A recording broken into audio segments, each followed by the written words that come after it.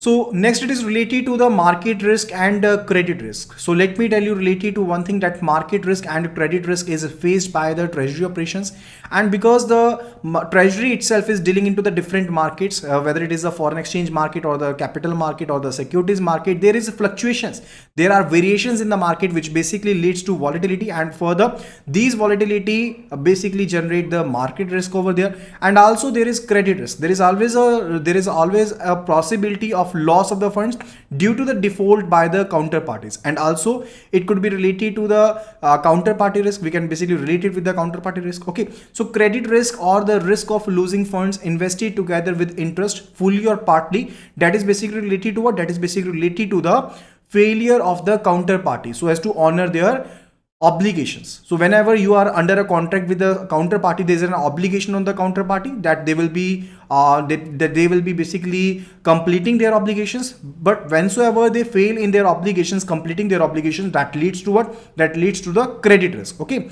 and related to the market risk, I already told you that there is a price volatility in the market, because due to the interest rate fluctuations volatility, there is a price variations due to which it can lead to the adverse situations which can basically lead to the losses over there. And market risk is having the different components related to the liquidity risk and the interest rate risk. First of all, we will be covering the liquidity risk. So liquidity risk refers to what? It refers to the gaps between the cash flows. So when you are having the cash inflows and cash outflows, there can be a gap in between them. That is basically related to what? That is basically related to mismatch, or we can say there is related to liquidity risk arises over there. Okay, so it is also a prime responsibility of the treasury. It is a prime responsibility of the treasury so as to bridge the gaps over there. Okay, so if we are having the ALM, that is the asset liability mismatches, in that particular case, if we are having the ALM, we need to manage the assets and liabilities over the different time horizons. Okay, so let us consider the case where we are having the 1 month time horizon. In that particular case, we need to maintain what? We need to basically cover the gap in between the amounts of the assets and liabilities maturing over these time horizon. Okay, so let us take the case that the assets, that is the loans on which we are going to have the receipts, are basically amounting rupees 1 crore, and the amount that we need to pay in the case of the liabilities, that is our deposits, let us take the case it is 1.25 crore. In that particular case, we are going to receive rupees 1 crore, but we have to pay rupees 1.25 crore. So there is a gap in between the assets and liabilities, and that is to be managed by the treasury itself. So that basically leads to what? So the situation over here, that is a mismatch between the assets and liabilities, leads to what? It leads to the liquidity risk. Is that clear? So let us understand with an example. So the treasurer has borrowed in the call market. So in the call market, the treasurer has borrowed the amount and purchased a 5-year government security. And they purchased a 5-year government security. So the treasurer has borrowed from the call market, and further they purchased a 5-year government security, assuming that the bond prices would go up the next day. Because related to the call market, it is related to overnight borrowing. Okay, so you basically borrowed the amount for overnight purposes and further invested into the government securities, keeping that particular thing in mind, that the bond prices will be going up, will be rising up. These will be rising up, and you can sell these bonds at a higher price, and you will be earning the profit out of it. And the next day, and the very next day, the bond prices declined. The bond prices declined the very next day. In that particular case, it may be you will be having the two options. You will be having the two options, whether you will be holding the bonds with you, and further you must be having some other sources from where you will be paying the amounts which you have borrowed from the call market. So basically, what is the transition? That we borrowed the amount for overnight purposes from the call market, and further we invested into the bonds market. Now either we are to liquidate our situation, that we need to sell the bonds at the declined rate, that there will be a loss to us, and further we will be repaying back the amount to the call market over there. Or it may be the case that we will be borrowing the amount from other sources, and further we will be repaying our obligations. In either way, we are to pay our obligations, because a bank is a very reputed institution, and further they cannot do default. So at every cost, they are to pay off their obligations. Now it is related to what? It is related to liquidity, because you are not having the funds in your hand.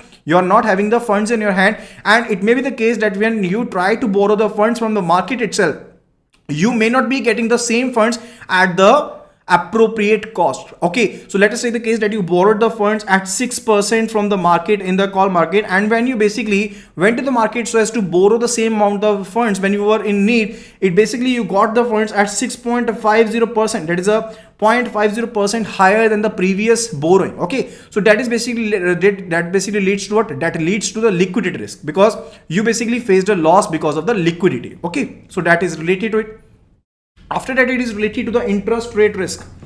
It is related to the interest rate risk. So let us have a look at it, what it is. So interest rate risk refers to what? It refers to the rise in interest costs or fall in interest earnings. So whensoever there is a movement of interest in the market, and due to which there is basically rise in interest, that your liability cost is increased, or it may be the case that you have lost your earnings on your assets itself. So on our assets, that is on our loans, we basically earn in form of interest, and on our liabilities we have to pay the interest. So in either case, if you have to pay higher amount on your liabilities, or you're basically earning lesser amount on your assets, that is both in both the cases you are basically losing your income, you are basically losing your revenue. So that is basically related to what? That is related to the interest rate risk. Okay, so treasury deals with the financial assets. Treasury deals with the financial assets, and the value of these financial assets is highly sensitive to the interest rates.